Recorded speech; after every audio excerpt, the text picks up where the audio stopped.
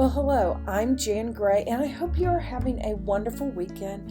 I am super excited to be introducing you to the collaboration between Art Impressions and Illuminated Journaling to bring to you watercolor stamping for Bible journaling. Today I'm going to be showing you the Living Water set and focusing on John 4:14. Now I'm going to apologize up front.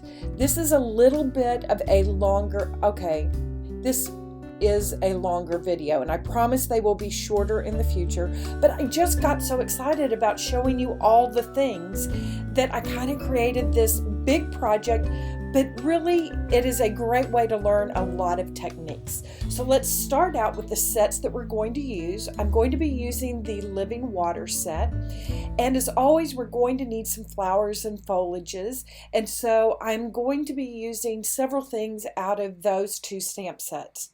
Now the truth is the flowers and foliage set are basic to any project, so you're going to want to have those regardless of what the project is that we're going to be working on. I'm going to pull them out every single time, and so regardless of what image you're wanting to work with, be sure you get the flowers and foliage set. And then I want to show you this really cool alphabet set and a way that we can use that.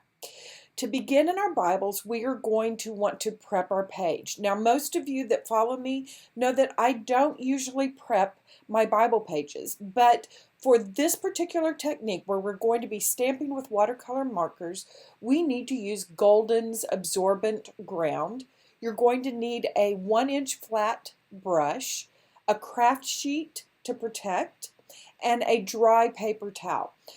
Really very simple, and this particular bottle will go a long way. So you'll see that I have put my craft sheet behind, and I am going to town, making it really thin and then drying it. And once I have put it all over the sheet and dried it, and know that it's perfectly dry, I'm using a dry paper towel to kind of burnish it or sand it, if you will, and make it really smooth so that we can blend our colors really beautifully. Now, something different from usual page prep is that I'm going to encourage you to go ahead and do the other side as well, because once we get our watercolor on there, adding wet medium to the other side, if you decide that you want to do something on the other side, you want to have that page done ahead of time. So just do both. And I wanted you to see how quick and easy it is to clean up that watercolor ground off of your craft mat. Just take a old room key card and get started. So I'm going to be working in John chapter 4, verse 14, and I want to do the story of the woman at the well. And while the whole image contains this little top piece that's there, I only want to use the bottom part of the well, because back in biblical times they didn't build those little protective covers. So the cool thing about using these stamps is you can use just the part that you want. I'm going to start out, as we always do with our main images, using sepia and African violet. Now the African violet, my marker is brand new and it's really juicy, so I brought out a piece of paper and I'm going to color just the parts that I want to stamp. You can see I'm just avoiding the top of that, but I'm going to stamp the African violet off once before I add the second color.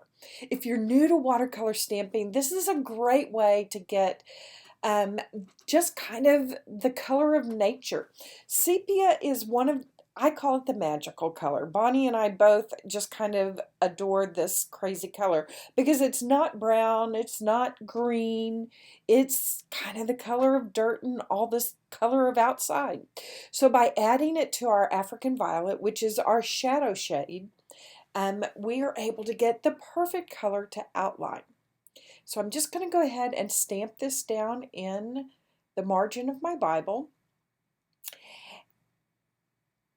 And I'm going to put a little mask over it. Now I've stamped and cut out the portion of the well that I used on some 2-inch wide Scotch Post-it tape, and I have put all the letters for water on one block. I'm going to use the Alphabet Set and the sepia marker, just colored on the ink onto the stamps, and that mask down on the well allows me to stamp the words water and actually make them appear that they are behind the well. So that's what masking does. Whatever you want to be in the foreground, you stamp first and then put your mask down over it. And you'll notice I'm just coloring with the side of my marker and drawing all the lines, making sure I just get all of that detail. These are really thin lines, and that's one of the things that's really unique about the art impression stamps. Bonnie has worked really hard to make sure that the lines are the exact right dimension to hold the perfect amount of ink, so that we don't have too much ink to work with, but we're not stuck with too little either. So just cover your stamp with your ink from your watercolor Marvy Plume marker. I'm doing this in sepia, and we're off to the races. I'm going to pull that mask up, and I will say that you will see over there on the left hand side I had a little accident. No worries. You know what? We are not working for perfection. We are wanting to create something that reminds us of the time that we spent in the Word with God. So all I'm doing is I am taking my brush and pinching it off so that there's just a little bit of water, and I'm pulling the color out of these bricks. And you'll notice I'm not crossing lines.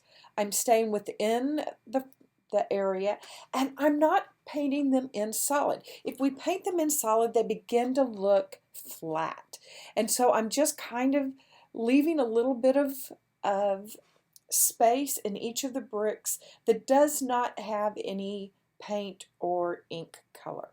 That makes them look dimensional, and that makes them look a little more real. And again, watercolor is just the idea of something, so don't feel like you have to do every little nook and cranny. Just relax a little bit. Now up here underneath this lip of the well, I'm going to go a little darker, and so that you can see that there's a little overhang there. But don't overly stress about this. Just relax. I will tell you, the first few times that I did watercolor stamping, I would find myself with my shoulders up above, kind of hunched up by my ears, but it ends up that it actually becomes really relaxing. So just relax, don't be too worried about it. I'm going to use my palette and put some ochre and sepia and dark brown out here on my it's not dark brown, it's just brown, out here on my palette. And that's going to allow me to add some color to these bricks and to these stones. But let's make these little stones down here dimensional. And the way we do that is we just wet our brush, pinch it off, and then just go along the bottom edge. Don't bring that color all the way up to the top. You can see that just by doing that little lower edge, it makes those stones look like they're rounded. It's as easy as that. I know this looks like a complicated project, but I'm teaching you a lot of great little techniques, and they're easy. Every single one of them are easy. So don't stress out. Just enjoy the process. Now I'm going to go back in, and I'm going to make these bricks, each of them a little bit different in color. And I do that by mixing color on my palette and bringing it over and just kind of painting over where my shadows were that I first brought the color out. That gives me a good indication of where to put more paint. The thing about watercolor stamping is that we can control the paint by layering it. And so I'm just adding a little bit at the time. And if I don't like it, I can add more water and lighten it up. Or if I want to darken it up, I can go back and grab more color. Just don't stress out about it. Just enjoy the process because you are painting. You are doing watercolor painting. Who would have thought? I am telling you that before I discovered watercolor stamping, I was a wannabe watercolor artist. But I couldn't do it. It takes so many years of practice. And I'm not saying you shouldn't practice. It's something that you want to get better at. Absolutely. And certainly I've gotten better with these particular stamps as I've used them more. But Bonnie has taken the stress out of creating watercolor, these wonderful little watercolor paintings for us. And so I want you to just relax and enjoy the process. You notice I'm just layering color on these bricks. And the more color I lay in there, do you see that I have areas that there's no color at all? That allows it to look dimensional and for this well to look a little rounded. Now I'm going to go down here and add a little color to my rocks with these same three colors, the ochre, the brown, and the sepia. I just kind of feel like the area that the Samaritan woman was probably kind of in a bit of a dry, arid desert. That's what I imagine the Holy Land to be. I've actually visited. Now, I'm going to put out two colors here. I'm going to put some celery and some olive green out here. I'm not going to use it for a little while, but I wanted to let you know what colors I'm putting out. I was thinking I was going to go directly down in here to my the grass, but I realized I needed to do a little more stamping before we did that. So just hold on to that olive green and celery color. I love those two colors for a combination of grass.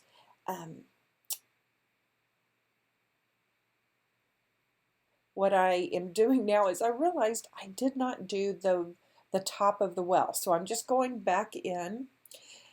You're seeing me do this project the way it actually happened in my studio. I thought I was ready to do the grass, and then I noticed I had not done the top of the well and that we needed to do a little more stamping. So, you know, give yourself a lot of grace.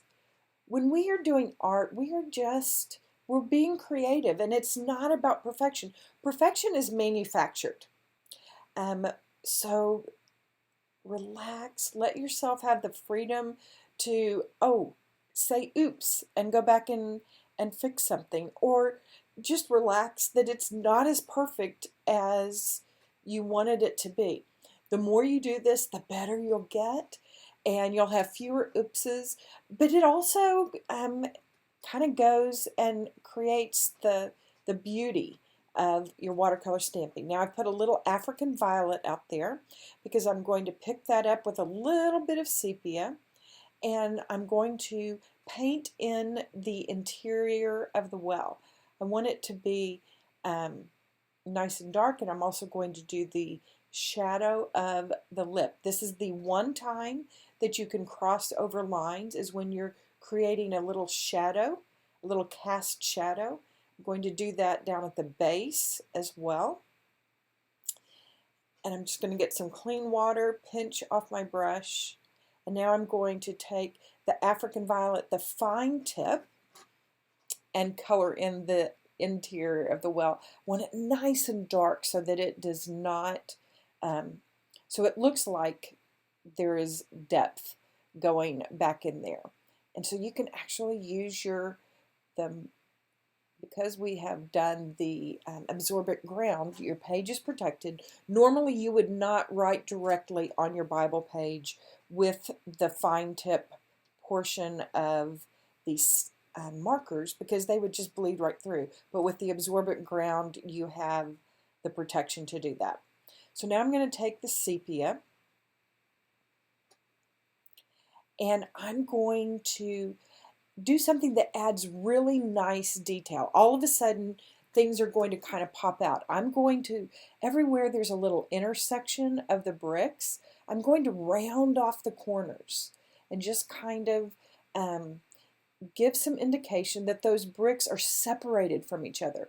Right now, with our watercolor, we have kind of softened all of the edges, so I'm going to go back and add just a little bit of detail, and you will be amazed how cool and how much this one little step makes things pop in your painting.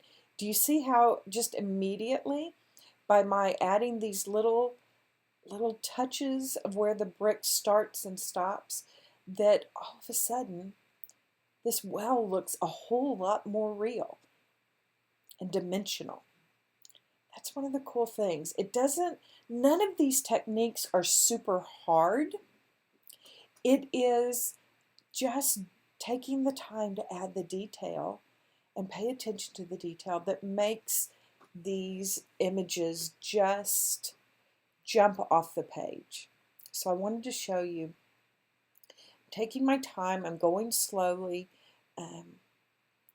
and those of you that follow me, you know that I normally kind of speed you through me doing all the things, but I think with these new techniques, I want to actually show you as close to real time what I'm doing, so that you kind of know what to do as well. I'm adding a little detail. I had kind of washed out the edge of the lip of the well, so I'm just going to go in and add a little detail. Now here's something that you don't have to do. I'm adding a few little cracks into that well lip, because I feel like out in the sun of the desert, it probably has gotten cracked and broken. It felt just a little too perfect. So see, now I'm making some little pock marks in my in the bricks as well. I just felt like they would be a little imperfect, having sat out in the desert forever. But again, you are free to make this painting your own. I'm just showing you things that you can do, not things that you have to do. So you can see that just by doing that little bit of detail work, now that well just totally pops. So here was the other stamping that I needed to do. I wanted to put the little the little bucket down there, and I wanted to use the same stamp. So I'm using I'm going to use the mask that I used for the well to keep me from stamping any of the well, and I'm only going to color part of the rocks over here. I'm going to make a little vignette of the bucket and some rocks down in the foreground, and so I'm using sepia, and I'm going to put my mask down for the well so that I don't get any part if I accidentally colored in any of the well. And now I can pick that up, and now I just have some stones down there as well. That's the great thing about these stamps. You can find a piece of them and use them. You don't have to use all of them. So to position the bucket, I'm going to use the stamp positioner, and I'm going to place my bucket on my stamp block, ink it up, and then I'm going to position it in the upper left-hand corner of the positioner. Now I can place it where I want it, bring the little L of the stamp positioner down, and color the bucket in again. And I want to take off just the bottom so that it nestles down in those stamps, in those stones. And you can see you can't see the bottom of the bucket. And I'm going to do the exact same thing that we always do. The first step to every image is to pull the color out of the lines. And you'll see I'm being really careful to stay inside each section of the bucket. That's how we keep it, the definition of everything. I'm just creating the shadows. We're going to add some color to the bucket here in just a bit, but I'm kind of creating a sense of that bucket. And we're going to do the same thing to these stones. We're just going to go down here and put a shadow on the bottom edge. Just pull out the color on the bottom edge, and immediately your stones have dimension to them. Simple Simon.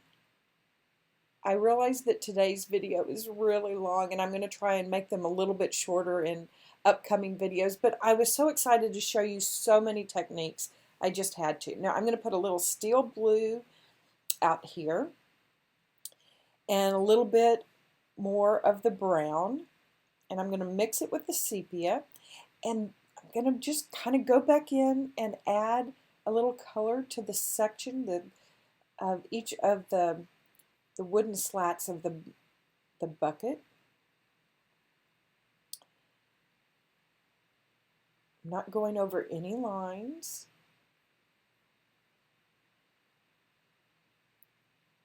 If you're getting too much ink on your brush, clean it off and in the water and pinch it off again. I'm going to clean my brush again, and now I'm going to pick up a little bit of the ochre and the brown and add just a few little matching, just make them tinted kind of like our other stones are tinted over there. I'm trying to create this arid, deserty type of feel.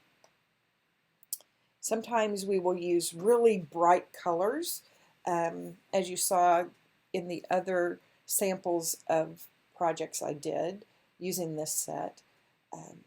I'm using the steel blue just to darken in the line of the handle to the bucket. And as I was doing that, I realized I didn't add any color to the little wooden round. Again, I love these pens because the double side of them allows us to use the brush and the fine tip. I use these fine tips all the time. I'm doing the same thing, kind of pulling out the detail, putting a little space between the slats so that they don't look like they've lost all their dimension, kind of like we did over on the stones. And you'll see it keeps this bucket looking really, really real. So I have a little African violet. I'm bringing it over to the steel blue, and that's going to make the little metal band on the bucket. I'm leaving a little highlight in the center because that is what makes it look like it's dimensional. Darker on the sides, lighter in the center. And now I'm just going to add some steel blue into the bucket for the water. Okay, now I'm going back to my celery and olive, and I'm going to stamp with the grasses from the foliage set. I'm going to use the small and the large, but first I'm going to add a little bit of the celery, a combination of the celery and the olive green, to just add a little tint in here. I realized you couldn't really see what I was doing, so fortunately I remembered to come in close for you. But you can see I'm just adding a watercolor wash of these colors. I don't really think that the area was super green, so I'm just kind of doing a light wash to kind of like indicate that the ground had a little bit of green to it, but I'm not making it super green. I'm using kind of these muted colors. And the celery and the olive together are really great biblical times colors, in my opinion. But here's the thing: use what you have. Use what you have. Don't stress out about using exactly what I used. I'm just using what I have. So I'm going to go in between with a finer tip brush and just add a little bit of that olive green in around the rocks so that it doesn't look like they're grouted, because they actually are going to have grass growing up. So now I'm going to take the small grass and I'm going to use the olive green. And with our grass, we stamp multiple times in a line. You can kind of just tuck it in between the rocks.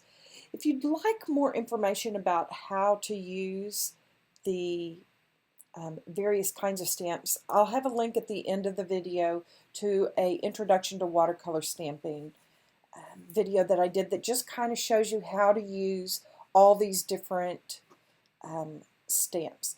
I'm taking my brush and I'm just pulling up the color. We're not really painting. We're just kind of pulling the color up in the way that the grass grows. Now I'm using the larger grass, and I've done the olive green, and I'm adding sepia to it because, again, remember, I want this to look like it's kind of arid. So I'm adding sepia on top of the olive green to the bigger grasses just to make it look a little more dry, deserty kind of look to it. It's still going to be some green when I pull the color out, but it's going to have more of a brown tone to it because we added the sepia to it. And I just think that that keeps the look that I wanted going there. And I picked up a little bit of the sepia and just added it in. And now I'm using my sepia marker and adding a few little snips of grass. I picked up the celery marker and I'm just adding a few little stems or blades of grass here and there, just to kind of put a little something of interest down in the foreground. Again, you don't have to do this. So now we're going to do the funnest part to me. We're going to create, I have created masks by stamping and cutting out on the Post-it labeling tape, little masks to cover up the well and each of my letters for water. We do have dies that you can do masking with, can cut it out. They don't match these letters, and I really wanted to use this style of letter here. So I just didn't take very much time at all. I just stamped them and cut them out so I had them ready to go. I'm going to cover up each of the letters because I'm going to now put greenery behind it. And I'm using this little teeny tiny kind of bush stamp that is in the Foliage Set. And I'm using sepia and olive green because I want to make everything colored around the letter. I wanted to just put some basic color in behind it, and then I'm going to add the vines on top of it. But this helps me make sure that every letter has something totally surrounding it, and I can do that in a fairly quick way. So that's what I'm doing, is just filling in all around. You can use part of it if you don't need the whole thing. I wanted to just do a few little places, and so I'm just coloring part of it. That's one of the things that I love about these stamps, is that you don't have to use all of it. You do not have to use all of it. You can use the part that you want and make it work for you. Now I'm going to put on the small vine, and I'm going to go back to the olive green and sepia combination. Again, normally I would just use olive green or another green to create these vines, but I really wanted it to look kind of dry and arid. So I am using the combination of the olive green and the sepia. And with this particular stamp, you want to stamp it multiple times. That's what gives it the dimension. The first stamp is the darkest, and then we've got a second and a third that become lighter and lighter, which gives you the foreground, the mid-range, and the background, because things that are in the background are lighter. Bonnie is just brilliant in having thought this up, and you'll notice I'm just twisting and turning the stamp as I go. But again, just paying attention to make sure that there is something around each of the letters, because that's going to be what makes them pop.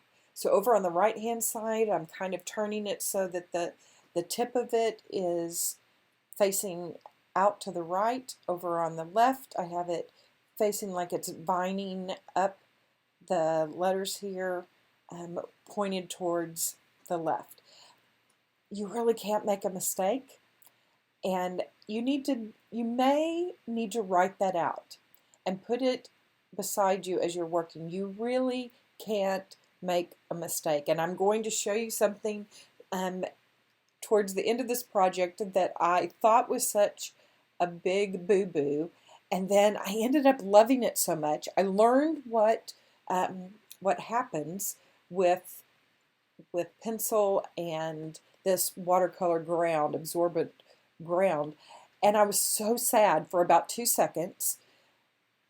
Told myself, you can't make a mistake. How can we make this work? And I ended up loving and will actually be using it as a technique in the future. So everything is fixable, and we're not working for perfection. I'm going to go back to my larger brush, put it in water, pinch it off, and now you'll notice I am just pouncing. I am not painting. I'm just touching each of the leaves. I'm not trying to do anything other than activate the marker ink and soften it just a little bit. But I'm going around each of the places that I stamp, and you can see that it's turning the sepia and the green is coming out, and we're also activating all those little bushes that we stamped in the background. I did not put water on them before because I wanted them to kind of be activated and blending in as we touched the ink on our vines.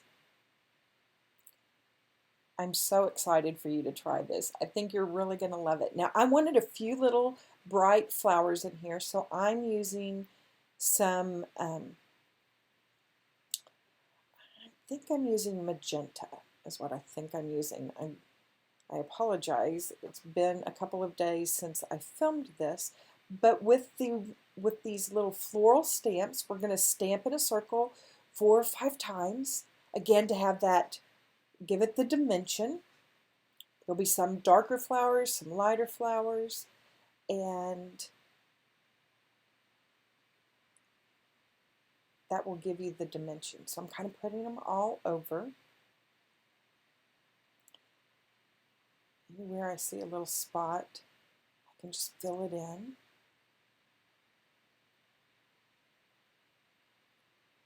And now I'm going to take this little branch, because I can. Look, I'm just inking the little bit of it, and I'm making, just have a few little branches, like the vine, it's arid, and the vine has not produced leaves everywhere. So there's just these little branches sticking out. You know, half the fun is deciding what else you can do with it, and the trick is knowing when to stop. And I will tell you that I didn't even try and stop myself on this particular one. I just did it all so that you could learn how to use all these different kinds of stamps. So now I'm going back and I'm activating the ink, and do you see how bright and how it jumps off the page when we just add that little daub of water? And when I have extra paint on my brush, I go and I just make some dots out and around it, fill in another area. I use the paint on my brush to just kind of touch another place and make the painting have a few more little berries that have that color. You won't really notice them. You won't look at it and go, oh, there's pink there, but you'll notice that there probably was some, your eye will notice and think, oh, there was probably some flowers tucked back in there. That looks really cool. So there I've got all my flowers activated.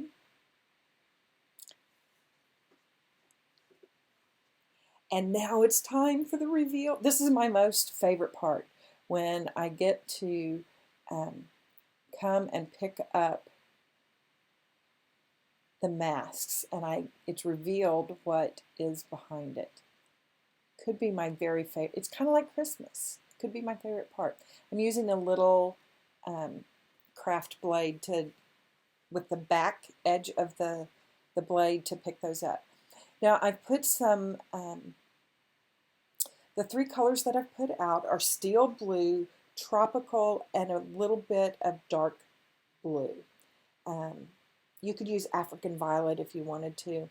I just want to kind of build up the color in these letters. Now I have not pulled the color out of the lines on these, just left them, and I'm staying away from the lines as I add the blue. If you touch it, it's not a big deal. You'll notice you're going to see that I end up touching it a couple of times. Don't worry about it. Don't worry. Don't stress. It's going to look great. But I'm keeping my brush pretty dry as I come back in and add a little bit darker color to all these areas. I started with a light wash, and now I'm adding them in horizontal lines. And I wanted to do that because that's the way it would appear in a stream. Again, you know, in my head, it made sense at the time. After the whole project was done, I don't know that it made it better to have done that. It made it a little more difficult. So if you want to just paint your letters, do that. Because in the end, I'm not sure that anything other than the last darker streaks that I put in it really made any bit of difference on it. So do that, and whatever is the easiest way to paint these letters in with your blue, you do that. I was working on this project for the first time as I filmed this, so I was kind of discovering things as I went along, and I will try and tell you what I discovered as I discovered it. You'll notice up here on the R, I'm much more bold with just kind of painting it in and then adding the streaks. Again, I'm building up the color. I go light, and then I come back in and add the streaks, because you can build up the color by coming back in after it's dry. And because these areas are so small and we are using very little water, they dry really fast. So it's easy for me to go back and add the streaks into it with a little bit darker paint and build that look up here. And I'm going to think, yeah, I'm being very fussy with it, and I apologize. In the future, I will try to make these not very fussy projects, but I wanted you to learn so much, and I'm pulling just a little bit of that dark blue in, and it's going to be my last little streak of color in here, just to give a little depth to the color in these letters. As I was saying, I will try to not work so many techniques into a single project for you, but I was so excited. I just wanted you to learn all the things. So now I'm going to use a little Wink of Stella. It is a glitter pen, and it activates the watercolor, so you want to be really careful with it, but it gives a nice little shimmer to it. It's so fun, and it doesn't show up on camera, but it's worth putting it on. Either use your Sakura Gel Glitter Pen or this Wink of Stella glitter pen. It adds a little shimmer to the water that is a really nice touch. This is very liquid, so it does reactivate the paint. So you want to be just a little careful where you touch in. Okay, so I want to do living, and I'm using my mechanical pencil to write the words out first.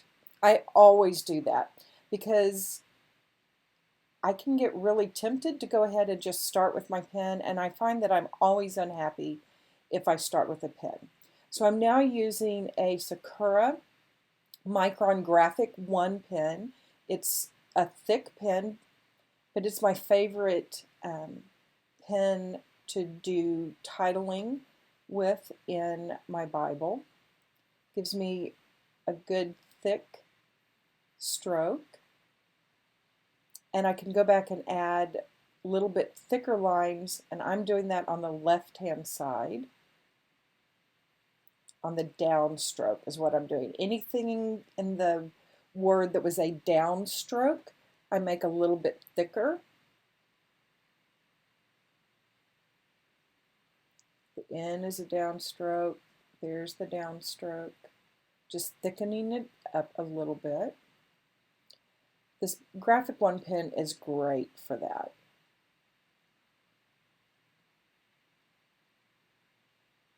And I'm just going over my pencil lines. I'm going to darken it just a little bit there.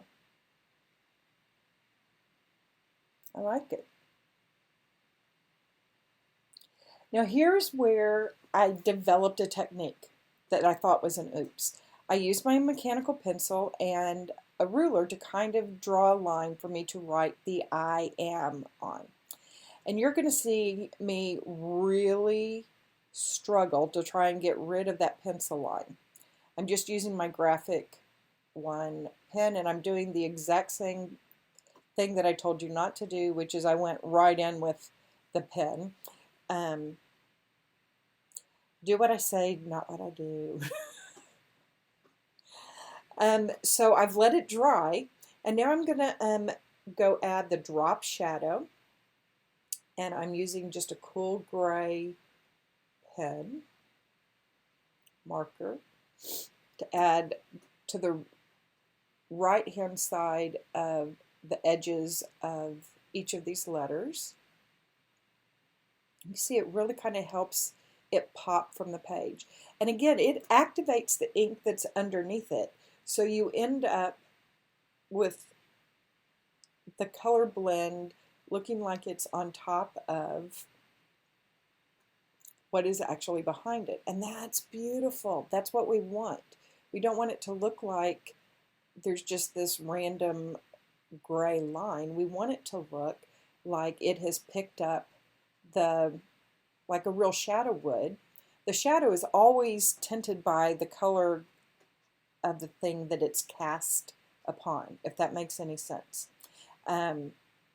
So we want to make sure that when we do a drop shadow that it actually is transparent enough, the ink is transparent enough to pick up the color that is behind, or it's like this, that it is a watercolor marker and it activates the ink underneath it as well, so that the cast shadow contains the color of what the shadow is being cast upon.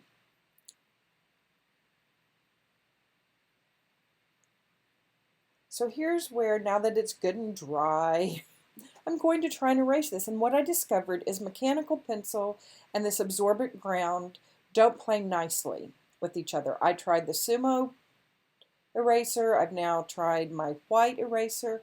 And some of it came off, but there still was this line there. And look, I am working really hard.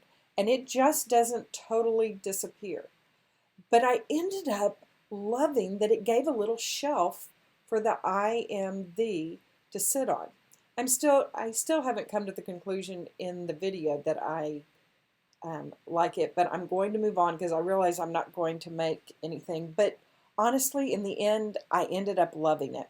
But you just need to be aware that the pencil, particularly mechanical pencil, does not erase as easily as it does on our regular Bible paper. Now I'm just adding a little white highlight on the left-hand side of the letters with my Sakura gel pen in the 10. It's the whitest one, and I wanted it to be good and bold as I went down the left-hand side. Shadow is on the right, highlight is on the left. And I'm going to add just a touch of it up here. You're not really going to be able to see it on these letters, but you know, I try to be consistent. Some of these letters are going to be, part of them are over the vines down below, and so that will help them pop. The letters pop from the vine area. So it's worth the attention to that detail.